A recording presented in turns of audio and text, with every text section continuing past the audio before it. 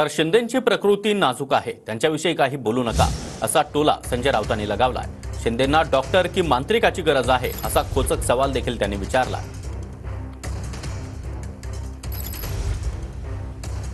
ते आजारी आहेत, त्यांच्याविषयी तुम्ही आता असं काय वेडवाकडं बोलू नका। त्यांची प्रकृती फार नाजूक आहे। तुम्ही काल बघितलं ना, हाताला पट्टी लावून बसलेले आहेत।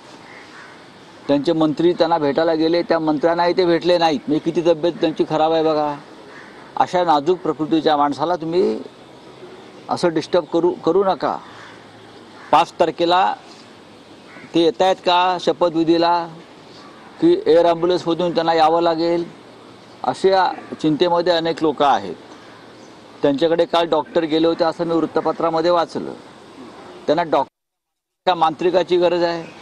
हा मांत्रिक अमित शाह पाठवत आहेत की नरेंद्र मोदीजी पाठवत आहेत त्यांना बरं करण्यासाठी? यांच्या अंगातली जी भूत संचारलेली आहे ती उतरवायला पाहिजेत आता।